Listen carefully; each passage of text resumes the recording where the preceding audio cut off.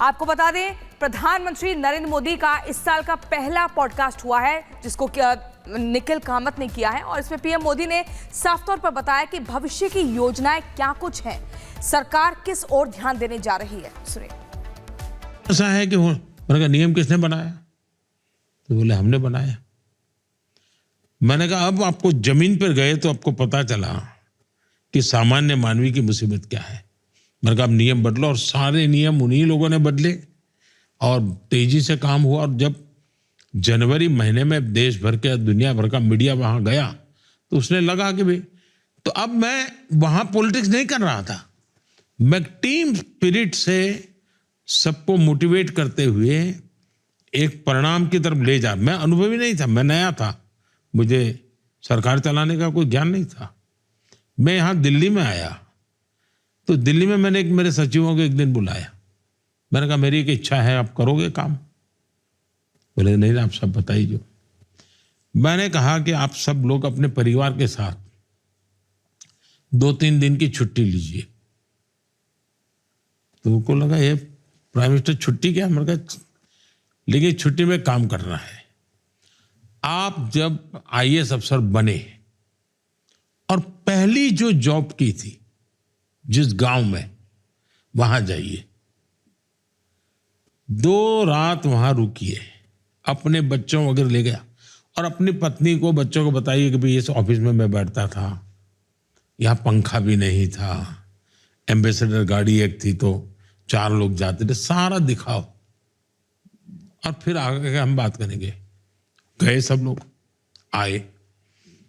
मैंने कहा साहब आप हो आए? बोले साहब हो आए। पुराने लोग मिले? बोले मिले। मैंने कहा मेरा आपसे एक बड़ा गंभीर सवाल है आपको। जिस जगह पर आप गए नौकरी की शुरुआत की जाते 25 साल पहले, 30 साल पहले, आप तो वहां से यहां पहुंच गए। 25 साल पहले जो गांव था वैसा ही है कि बदला हुआ है? उनको सबको चोट पहुंची। उनको लगा हाँ साहब वो तो वैसे के वैसे हैं।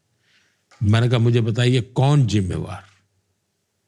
तो मैंने उनको कुछ बुरा नहीं कहा, मैंने उनको मोटिवेट किया, रियलिटी से परिचित करवाया, उनको दुनिया को ले गया मैं वापिस 25 साल पहले। तो मेरा काम करने का तरीका, मुझे कभी किसी को अपशब्द नहीं कहना पड़ता है, किसी को डांटना नहीं पड़ता है। मैं इसे इन तरीकों से काम लेता हूं। और अगर आप ऑर्गेनाइजेशन के बारे में बात करें तो एंटरप्रेन्योरशिप, स्टार्टअप, बिजनेसेस में जब साइकिल अच्छा चल रहा हो तो लोग बहुत सारे लोगों को हायर करते हैं, फिर मार्केट स्लो डाउन हो जाता है या साइकिल बदलता है और उन्हें बहुत लोगों को फायर करना पड़ता है।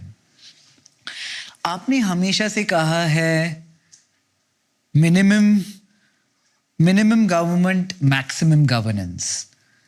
क्या ये हमारी सरकार, have we been able to achieve this to a certain extent? ये कैसे चल रहा है? आपको सही लगेगा, हमारे यहाँ मिनिमम गवर्नमेंट मैक्सिमम गवर्नेंस का कुछ लोगों ने ना समझी में अपने अपने अर्थ निकाले। कुछ लोगों को लगा कि मंत्रियों की संख्या कम मतलब मिनिमम गवर्नमेंट। कुछ लोगों को लगा कि कर्मचारियों की संख्या मतलब मिनिमम गवर्नमेंट। मेरी ये कल्पना कभी नहीं थी। ऊपर से मैंने तो आकर के स्किल मिनिस्ट्री अलग बनाई, कोऑपरेटिव मिनिस्ट्री अलग बनाई, फिशरीज मिनिस्ट्री अलग बनाई। तो देश में जिन जिन फोकस एरिया होते हैं उसके लिए, जब मैं मिनिमम गवर्नमेंट मैक्सिमम गवर्नेंस कहता हूं, हमारे यहाँ जो प्रोसेस चलती है लंबी, एक क्लियरेंस लेना है तो 6-6 महीने चल रहा है, एक कोर्ट कचहरी का मामला है तो 100 साल तक पुराने केस अभी लटके पड़े हैं। इसलिए हमने क्या किया, करीब 40,000 कंप्लायंसेस हमने निकाल दिए। वरना ये डिपार्टमेंट आपसे एक चीज मांगेगा, बगल वाला भाई आपसे वही चीज मांगेगा, तीसरा भी वही मांगेगा। भाई एक ने मांग लिया है ना, आप उपयोग करो ना। 40,000 कंप्लायंसेस आप कर, हिंदुस्तान के सामान्य मानवी को कितना बर्डन होता है। मैंने करीब करीब 1500 कानून खत्म किए हैं। मैंने क्रिमिनल चीजों से जोड़ने वाले कानूनों को बदला है।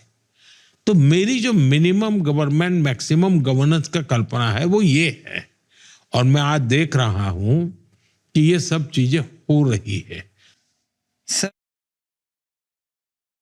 मैं 24 फरवरी 2002 को जीवन में पहली बार एमएलए बना। 24 फरवरी 2002। 27 फरवरी पहली बार मैं असेंबली में गया। जीवन में पहली बार विधानसभा गृह में गया। मेरी एमएलए की आयु 3 दिन थी और अचानक गोधरा में इतना बड़ा कांड की खबर आने लगी। ट्रेन में आग लगी है, धीरे धीरे खबर आई मरने। तो मैं बहुत ही स्वाभाविक, जो भी रेस्टलेस कहो, जो भी, क्योंकि मैं चिंतित था। मैं हाउस में था, मैं निकलते ही मैंने कहा भाई मैं गोधरा जाना चाहता हूं। तो मैंने कहा यहाँ से बड़ौदा जाएंगे, बड़ौदा से हम हेलीकॉप्टर लेंगे। तो बोले हेलीकॉप्टर तो है नहीं। तो मैंने कहा किसी का देखो। तो ओएनजीसी का शायद था, तो सिंगल इंजन था। तो उन्होंने मना कर दिया, वीआईपी को नहीं ले जा सकते। मैंने कहा मैं वीआईपी नहीं हूँ, मैं कॉमन मैन हूँ, मैं जाऊँगा। तो बड़ा झगड़ा हुआ हमारा। मैंने कहा मैं लिखित देता हूँ, जो कुछ भी होगा मेरी जिम्मेवारी है, मैं सिंगल इंजन हेलीकॉप्टर से जाऊँगा। और मैं गोधरा पहुँचा। अब वो दर्दनाक दृश्य, इतने डेड बॉडी है, सब आप कल्पना कर सकते हैं।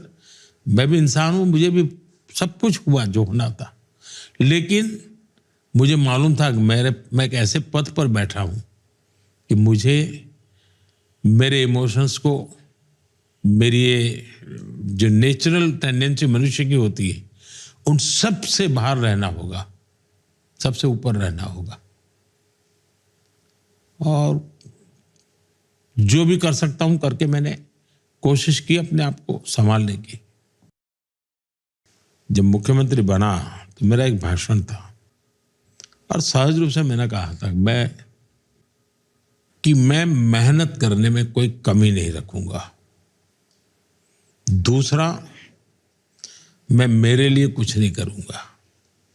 और तीसरा, मनुष्य हूं, गलती हो सकती है, बद इरादे से गलत नहीं करूंगा। और वो मैंने अपने जीवन के मंत्र बनाए हैं। गलतियां होती होगी, मुझसे भी होती होगी, मैं भी मनुष्य हूं, मैं कोई देवता थोड़ा हूं। तो मनुष्य हूं तो गलती होती है, बद इरादे से गलत नहीं करूंगा, ये मेरे मन का रहा है।